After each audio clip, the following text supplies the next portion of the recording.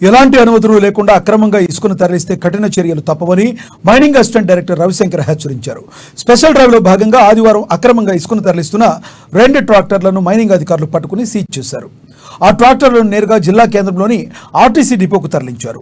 వేబిల్లులు లేకుండా mining department నుండి ఎలాంటి అనుమతులు తీసుకోకుండా ఎవరైనా అక్రమంగా ఇసుకను తరలించినా, మొరం మట్టిని తరలించినా పట్టుకొని వాహనాలు సీజ్ చేస్తామని, శాఖాపరమైన చర్యలు తీసుకోవడంతో పాటు భారీగా జరిమానాలు విధిస్తామని హెచ్చరించారు.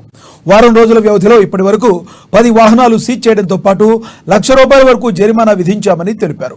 అందువల్ల వాహనదారుల యజమానులు ఈ విషయాన్ని గమనంలో ఉంచుకుని ఎలాంటి అక్రమ రవాణాకు పాల్పడొద్దన్నారు. ఈ తనిఖీలు ఇక నుండి నిరంతరం కొనసాగుతాయని స్పష్టం చేశారు.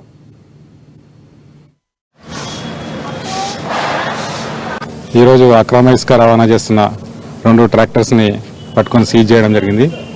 ఆర్టీసీ బస్ డిపోలో పెట్టడం జరిగింది. ఈ స్పెషల్ డ్రైవ్ అనేది జరుగుతుంది ఈ మైనింగ్ డిపార్ట్మెంట్లో. గత నెల 27 తారీఖు నుంచి రోజు నిరంతరం చేస్తూనే ఉన్నాము.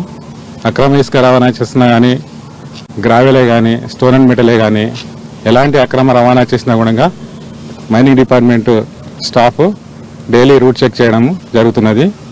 దానిలో భాగంగా లాస్ట్ 27th రోజు నుంచి ఈ రోజు వరకు దాదాపు 10 వెహికల్స్ని పట్టినాము. దానికి భాగంగా ₹1,00,000 5,000 పెనాల్టీ కలెక్ట్ చేయడం జరిగింది. ఇది నిరంతరం జరుగుతూనే ఉంటుంది. అందుకొరకు మేమందరికీ చెప్పేది ఏంటంటే మీ మీడియా ద్వారా ప్రతి ఒక్కరు ఈ ట్రాన్స్పోర్టర్స్ ప్రతి ఒక్కరు వేబిల్స్తో రాగలరు, లేకపోతే పెనాల్టీ ఖచ్చితంగా వేస్తామని చెప్పేసి ఈ విధంగా చెప్పడం జరుగుతున్నది.